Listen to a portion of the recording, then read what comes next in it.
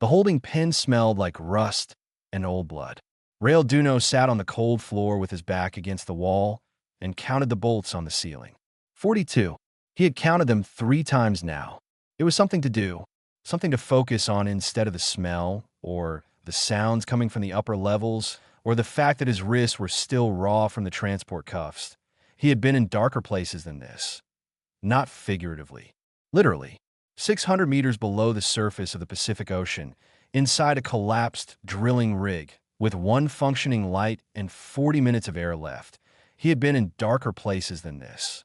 So he sat, and he counted bolts, and he waited. The other fighters watched him from across the pen. There were 11 of them. Different species, different sizes, most of them with scars that told long stories. They had all done the same thing when the new human arrived. They had looked him over, decided he would not last a week, and gone back to their own business. Rael did not take it personally. He had come to the same conclusion about himself more than once in his life and had been wrong every time. The one who kept watching, though, was the tall, gray-skinned female in the far corner. She had bioluminescent markings along her jaw and collarbone that flickered faintly when she was thinking. She was thinking a lot right now. Rael had noticed her noticing him about 10 minutes after they put him in the pen. He filed it away and said nothing that a guard came through the lower door. Reptilian, heavy-set, carrying a tray of ration packs. He dropped them near the door without care, letting 2 fall on the floor. He said something in Vethric that the translator chip in Rael's ear had not fully calibrated to yet, but the tone was clear enough. Contempt. The specific flavor of contempt that people use when they do not consider the thing they are speaking to as a person at Rael's eyes did not go to the guard's face. They went to the key card clipped to his left hip. Magnetic strip. Single lock design. He looked for exactly 2 seconds and then looked away before the guard could notice. The guard left. The door sealed. Rael picked up 2 ration packs from the pile, walked across the pen, and set one down in front of the gray-skinned female without a word. Then he went back to his wall and opened the other one. She stared at the ration pack for a moment like it might be a trap. Then she picked it up. After a while, she crossed the pen and sat a few feet away from him. Not close enough to be an invitation. Just close enough to talk if one of them decided to, she decided to. "You are the first human I have seen in this pen," she said. Her translated voice was low and even. "I am probably the first human who ended up here," Rael said. "Most humans are not taken for the arena circuits. You are considered too fragile to be profitable. Someone made a mistake in the paperwork." She studied him. "You are not afraid." "I did not say that." "You look like it." "I have had practice." He chewed his ration slowly. It tasted like compressed chalk and something vaguely mineral. "How long between fights, usually?" "The schedule, what is the gap?" She was quiet for a moment. Of all the things a new prisoner could ask, that was not the usual one. Most asked how to survive the first fight. Some asked if there was any way out. This one asked about the schedule. 3 days between bouts for new entries, she said carefully. Then 2 days once the tournament season begins. Rael nodded like she had told him the tide tables. He filed it away in the same quiet place where he had filed the keycard. "I am Sarah," she said. "Rael." She looked at the other fighters, then back at him. The large one in the far corner, the drawn with 8 limbs, his name is Breck. He has not lost a fight in 4 years. He will test you before your first bout. Not to hurt you, to measure you. What should I do when he does? Do not pretend to be stronger than you are. He respects honesty. He does not respect performance. Rael looked across the pen at Breck, who was sitting with his back to the room, for his 8 arms folded across his chest. Armored hide, neck like a structural beam, the kind of body that had been designed by evolution specifically to end arguments. "Good to know," Rael said. A small figure appeared at the feeding slot near the bottom of the door. A young male, felon species, no older than 12 or 13 in human years. Large dark eyes, thin limbs, moving with the particular quietness of someone who had learned that being noticed was usually bad. He pushed a small container of water through the slot, and then looked up. His eyes landed on Rael. Humans were rare enough that the boy just stared for a second, caught between his instinct to disappear and simple curiosity. Rael gave him a small nod. The boy, Luno, flinched slightly, then nodded back, and was gone. Sarah watched the exchange. "You notice everything," she said. It was not a compliment or a criticism, just an observation. "Old habit," Rail said. From above, through the thick stone ceiling, the sound of the arena crowd moved like a tide. Something was happening up there. Something was ending. Rail leaned his head back against the wall and closed his eyes. 3 days. He had 3 days. In his experience, 3 days was plenty of time. The gate at the end of the tunnel was made of black iron and old rust, and it was the most honest thing Rail had seen since he arrived on Yethra Station. It did not pretend to be anything other than what it was. A door between the living and whatever came next. He stood in front of it and rolled his shoulders twice. The armor they had given him was too large across the chest and too short at the knee, built for something with a different body ratio. He had adjusted the straps as well as he could. It would have to do. Behind him, the tunnel was empty. The handlers had left after giving him a weapon, a short blade, fixed, no moving parts, and a look that said they did not expect to collect it from him afterward. Above, the crowd was already loud. The gate opened. The noise hit him first. It was not just volume, it was weight. Thousands of voices pressing down from the gallery rings above, and underneath all of it, the low frequency of a space station structure vibrating against the sound. The arena floor was wide and pale and covered in a fine gray sand that absorbed blood efficiently. Rail had noticed that detail immediately. The efficiency of it. The announcer's voice rolled across the gallery in 3 languages, describing him as the human specimen, and then listing his species' biological limitation for the audience's entertainment. Thin bones, limited sensory range, short recovery time. The crowd laughed at the appropriate moments. They had been primed for comedy. His opponent arrived from the opposite gate. The Skrell was lean and fast and covered in close-fitting scales that ran from deep blue at the shoulders to pale green at the extremities. It moved the way water moves, with a direction that was not fully visible until it was already arriving. It was carrying 2 short hooked weapons, one in each hand, and it was watching Rail the way a professional watches an easy job. Rail watched it back. The signal tone sounded. The Skrell moved first, fast, cutting left, trying to get an angle on Rail's flank. Rail did not try to match its speed. He moved back and to the right at a measured pace, keeping his center low, and let the Skrell's first pass go wide. He felt the hook graze the oversized armor at his shoulder. Closed, that he noted the reach. He noted the angle. He filed it away. The crowd made a noise that was not quite satisfaction, something closer to confusion. This was not how the human was supposed to move. The Skrell came again, faster this time, committing more weight. Rail stepped inside its swing, let the scaled forearm hit him across the chest instead of the blade, and used the Skrell's own momentum to redirect it into the sand.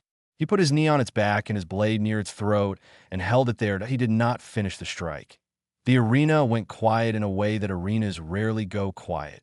The Skrell stopped moving. Rail held the position for 3 full seconds, long enough for everyone watching to understand that he had made a choice, not missed a moment. And then he stepped back and let the Skrell rise. The silence stretched. Then the crowd found its voice, and it was not the voice of approval. It was something more complicated than that. Some sectors were booing. Some were making a sound Rail's translator chip rendered as inexplicable. One small section, high in the gallery, was completely silent in a way that felt like attention rather than absence. In a glass-fronted booth above the arena floor, Grand Arbiter OSK watched with still, cold eyes. He was reptilian and old, and his stillness was the stillness of a thing that was very used to being in control.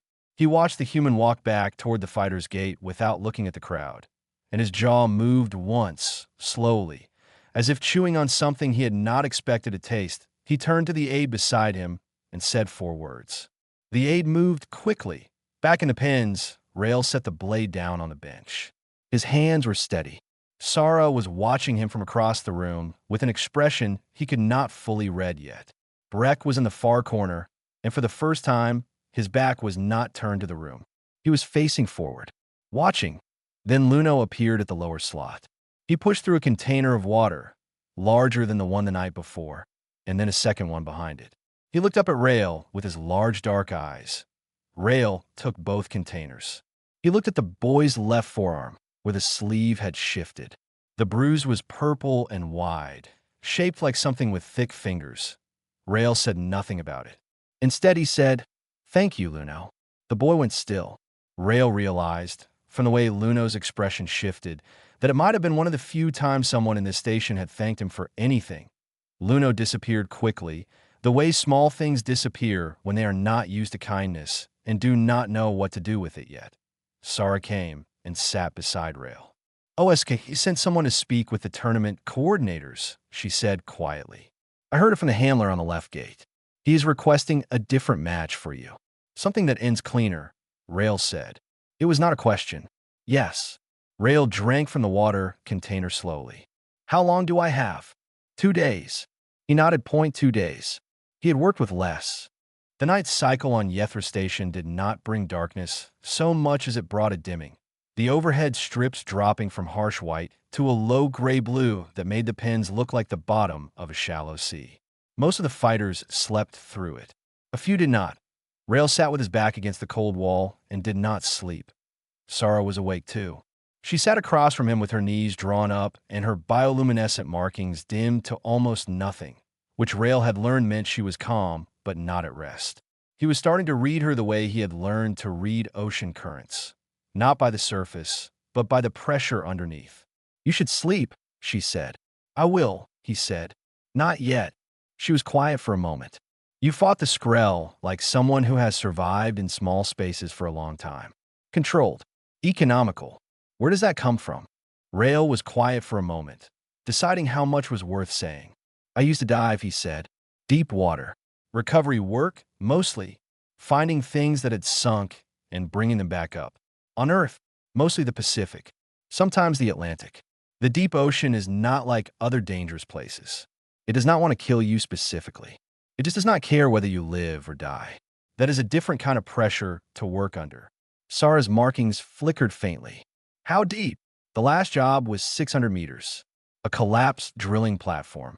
I was inside it for about 4 hours in the dark." He paused. "The thing about confined spaces is that panic is the thing that kills you, not the environment. The environment is just the environment. You learn to be very still inside yourself, and then you can move." She looked at him for a long moment. "That is why you are not afraid here." "I am afraid," Rail said. "I just know what to do with it." Sarah looked at her own hands. Her markings shifted through a slow, dim pattern that his translator chip did not convert. Species-specific emotional expression, it told him. "Nothing further." "I had a family," she said. "A homeworld. I have not said its name out loud in a very long time. When you are here long enough, you stop saying the things that matter. It is easier that way." Rail did not say anything to fill the silence. He let it sit. 6 years, she continued. "I have been in 3 different arenas on 2 different stations. This is the largest." She looked up at the ceiling. "I stopped counting wins after the first year. Counting means you are thinking about a future, and thinking about a future here is its own kind of damage." From the far corner came a slow, heavy sound. Not movement, just a shift in weight. Breck was sitting with his back partially turned, 4 of his 8 arms resting loose at his sides. He was not asleep either. He made no indication of listening, but in a room this size, with ears like his, he heard everything. Neither Rail nor Sarah acknowledged it. They did not need to. The lower slot opened. Luno appeared, quieter than usual, moving with the extra caution that meant someone had been rough with him recently. He pushed through the evening water allotment, container by container, working down the line of fighters. When he reached Rail, he paused. Rail asked him very quietly, "Who gives you your orders down here?" Luno's hands went still on the container. "The senior handler, sir. Dren. He manages the lower levels." "Dren," Rail repeated. "The way you repeat a name you are storing carefully." Luno looked like he wanted to leave. Rail did not hold him, but he said, "You have been doing this a long time." The boy blinked. "Since I was 9, sir." "That is a long time to be 9. Rail moved the container slightly toward Luno. "Sit down for a minute." Luno stared at him. Nobody had ever said that to him in this place. The slot was barely wide enough, but he crouched down at the edge of it, Not quite inside, not quite outside, like he had not decided yet whether this was safe. You do not have to talk, Rail said. Just sit. Luno sat. After about 2 minutes, something in his shoulders went down an inch. Sarah watched all of this and said nothing. But her markings ran a long, slow pattern of something that felt, even without translation, like recognition. Breck turned slightly in his corner. Just slightly. The gray-blue light held its dim quiet over all of them. Then the broadcast panel on the far wall flickered to life. A scheduled update, automated, showing the station's official tournament announcement. The grand spectacle. The text scrolled in 4 languages. Entry open to all active fighters. Final winner to be presented before Counselor Davin of the Galactic Council. 1 prize. Full legal freedom. The pen changed. Not loudly. Just it changed. The way a room changes when the temperature drops 2 degrees. Something invisible shifting. Luno slipped away through the slot without a word. Rail read the announcement to the end. Then he looked at Sarah. Does that mean freedom for one? He said slowly. Or can it mean freedom for all of us? Sarah opened her mouth and then closed it. She had no answer. In 6 years, she had never thought to ask the question because in 6 years the question had never seemed like something that could be asked. From the corner, Breck's low, heavy voice moved through the room for the first time since Rail had arrived. Nobody has ever asked that before, he said. Rail looked toward him. Breck did not turn around. Maybe nobody did, Rail said, because they were waiting for the right moment. The ceremony hall above the arena floor had been built to make people feel small. That was its purpose. High ceilings, polished stone, gallery rings packed with spectators from a dozen systems, all of them looking down at the fighters standing on the open floor below. The lights were bright and warm, aimed at the floor, leaving the galleries in a comfortable shade that let the audience feel like witnesses without feeling like participants. Rail stood in the line of fighters and looked up at the lights and did not feel small. He felt focused. Grand Arbiter OSK stood at the ceremonial platform, dressed in layered gray-green official robes, reading the terms of the grand spectacle from a prepared text. His voice was flat and practiced. He had done this before. Beside him, in the raised counselor's box, Davin sat still. He was a large-framed alien of the Marin species, pale gray skin, 4-fingered hands, eyes the color of deep amber that moved slowly and saw everything. He had not spoken yet. He was here to observe and to ratify. That was his official role. The fighters stood in a line of 12. Sarah to Rail's left. Breck at the far end. The terms were read. The prize was named. Full legal freedom, granted by Galactic Council authority, to the last fighter standing in the grand spectacle. The crowd responded at the appropriate moments. This was theater, and everyone knew their role. Then the traditional affirmation began. Each fighter in turn was asked, by formal protocol, whether they accepted the terms of the grand spectacle and entered of their own willing participation. The affirmation was a formality. Nobody said no. Saying no meant returning to the pens under punishment, and the answer was always yes, had always been yes, would always be yes. The first fighter said yes. Then the second. Then the third point, one by one down the line. Sarah said yes. Her voice was steady. Her markings were completely dark. Then the official reached Rail. The gallery noise dropped slightly. The crowd had been told which fighter this was. The human. The one who had refused to finish the scroll. There was interest up there, the mild interest of people who expect something odd but manageable. Rail did not look at the official. He looked past him, up and to the right, directly at Counselor Davin's box. He found Davin's amber eyes and held them. The official repeated the question.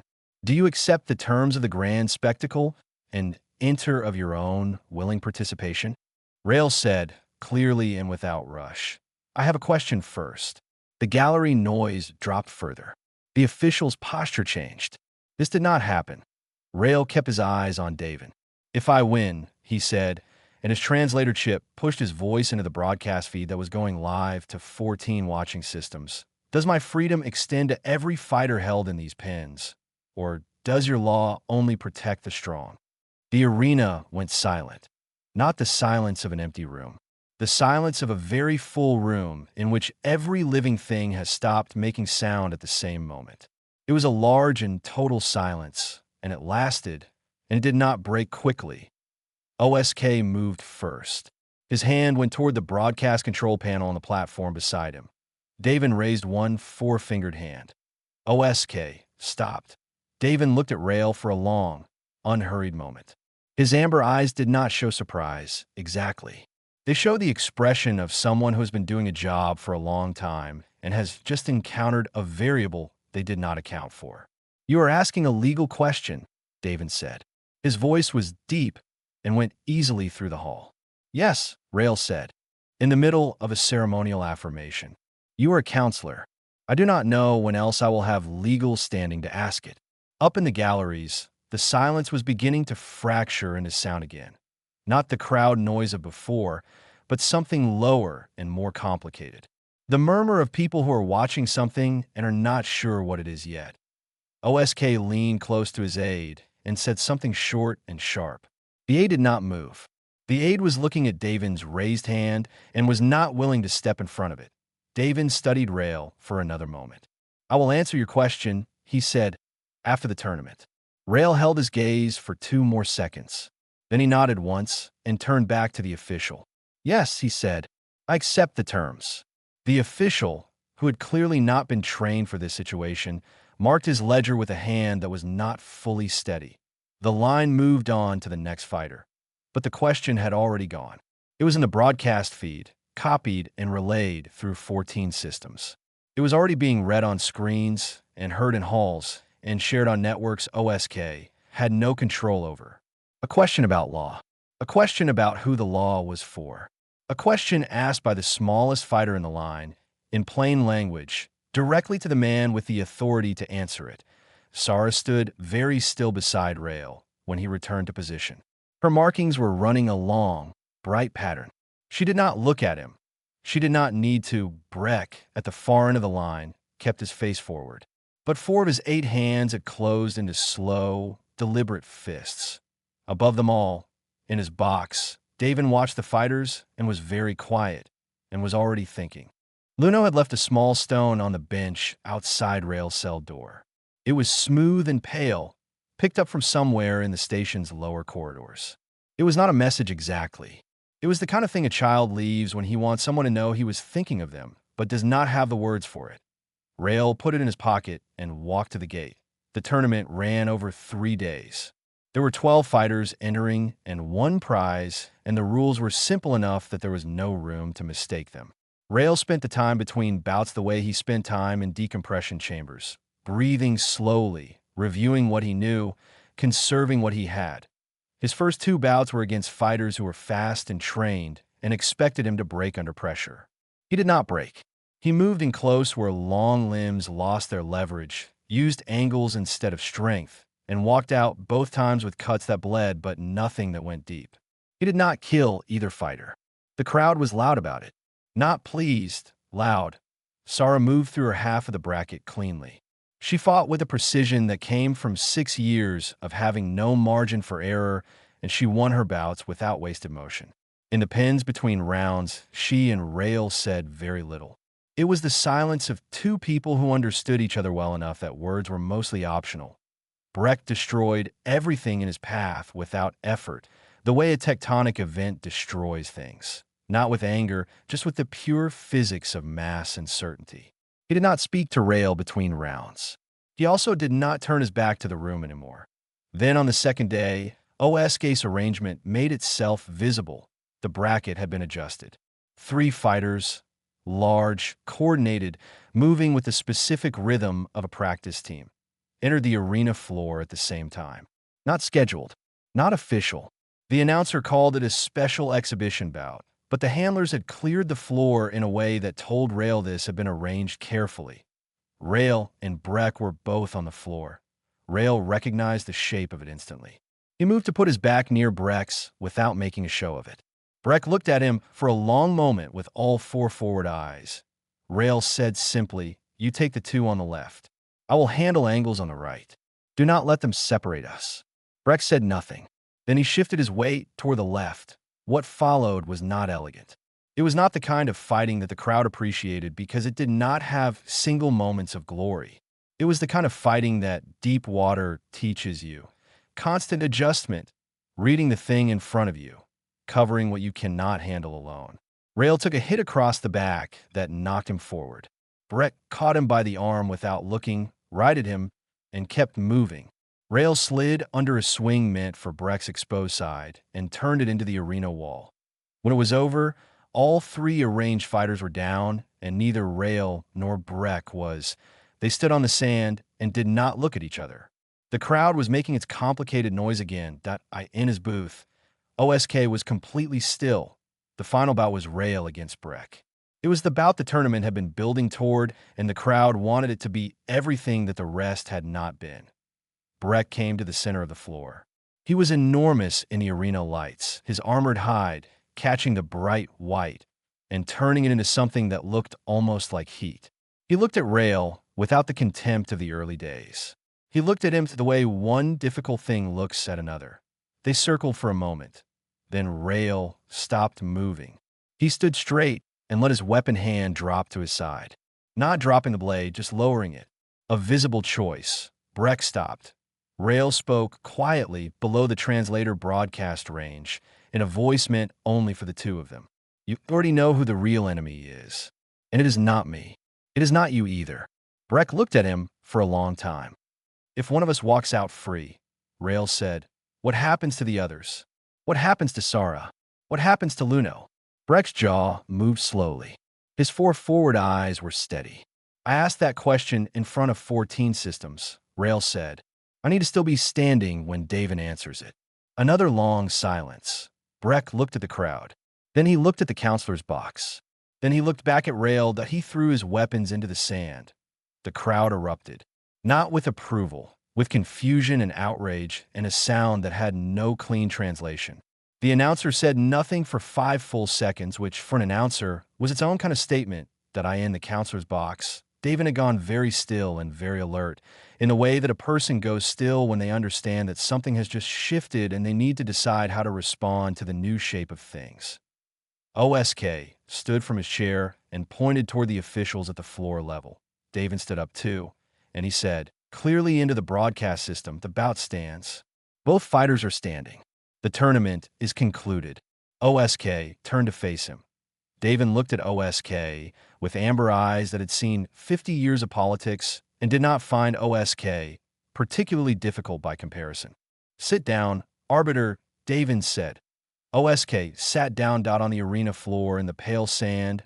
Rail and Breck stood side by side and waited. The counselor's chamber was nothing like the arena. It was a plain room with plain furniture and one wide viewport looking out at the station's outer ring, beyond which the stars were simply stars, not a backdrop for performance, just light from very far away doing what light does. Rail sat across from David without armor, without a weapon, without the sounds of the crowd to fill the space. The cuts on his back had been cleaned and sealed. He was tired in the specific way that a body is tired after asking it to do more than it expected to have to do. David sat with his large 4-fingered hands resting on the table and studied Rail the way Rail studied cracks in walls. Your question, David said, was inconvenient. I know, Rail said. It was broadcast to 14 systems. I have already received 9 formal communications in the past 16 hours. 3 of them are petition filings for arena reform through the council chambers. I know, Rail said again. David looked at him steadily. You knew that would happen. I knew it was possible. I thought the probability was reasonable. Rail paused. You were the right audience. The right moment. Someone had to ask it, and I was the one standing there. You gambled everything on the assumption that I would not simply have you removed after the broadcast. You're a counselor. Removing me after a live broadcast of 14 systems would have answered the question in the worst possible way for you politically. Rail looked at him evenly. I did not think you would do that. David was quiet for a moment. You read people, he said. I read pressure, Rail said. People are mostly pressure. David leaned back slightly. The legal framework for what you are asking does not exist as a standing order. What I can do, what I am willing to do, is issue a precedent ruling under emergency humanitarian provision. It will apply to every fighter currently held in the Yethra station pens. It will not be a permanent law today, but a precedent is how a law begins. Rail held very still. All of them, including the felon boy on the lower levels. Davin watched Rail's face carefully when he said the last part. Rail said nothing for a moment. Luno, the handler's records list him. He falls under the provision. Rail put both hands flat on the table and breathed out slowly. OSK, Rail said, is finished in this post. The broadcast made his conduct visible to council observers who had been ignoring this station for a long time. That is a separate process, but it is already in motion. Davin's amber eyes did not show satisfaction, exactly. Just the even quality of a person who has made a decision and is comfortable with its weight. You should know that what you did will cause significant disruption to the station's operational structure. A number of powerful interests will be unhappy. I know, Rail said. You do not seem concerned. I have been unhappy before. It did not kill me. Rail looked at the table for a moment, then back up. When does it take effect? The order is already signed. The gate opened when Rail returned to the lower level. Not slowly, not with ceremony. Just the mechanism releasing, the door swinging outward, the corridor beyond it lit the same gray-blue as always, but open now in a way it had not been before. The fighters stood in the pen and looked at the open door, the way people look at things they stopped believing in. Sarah was the first to move. She walked to the doorway and stood in it and put one hand on the frame like she needed to confirm it was real. Her markings ran a long, slow, bright pattern that moved from her jaw down to her collarbone and back again. Over and over, the way breath moves, Breck walked out without stopping. He stood in the corridor with all 8 arms loose at his sides and looked at the ceiling and made a sound, very low, that Rail's translator chip rendered as untranslatable. Luno was near the back of the group. He moved toward the door slowly, small among the larger bodies around him. When he got to Rail, he stopped. Is it real? Luno asked. Yes, Rail said. Where do we go? Rail crouched down to the boy's level. That is the thing about this kind of free, he said. You get to figure that out. Luno looked at the open corridor for a long moment. Then he walked through the door with the careful steps of someone who has been small in a small space for a very long time and is not yet sure how much room they are allowed to take up point one by one. The others went. Rail was the last one out. He walked through the door and sat down on the bench in the outer corridor. The same posture as the cell, back against the wall, calm, watching. But the door behind him was open and nobody had put him there. Sarah came and sat beside him. Not close enough to be an invitation. Just close enough to talk if one of them decided to. The same distance as that first night, except now it was chosen freely. Breck leaned against the far wall. He had not left yet. Rail did not ask why. From somewhere in the upper levels, the sound of the station continued, the ordinary business of a place that would take a long time to finish changing. But down here in this corridor, it was quiet. Luno reappeared from around the corner. He sat on the floor near Rail's bench without asking. He was holding the small, pale stone he had found in Rail's pocket during the celebration confusion and brought it back without a word. Rail took it and turned it over in his hand. The stars outside the station's viewport were just light from very far away. Doing what light does, he was not in a hurry.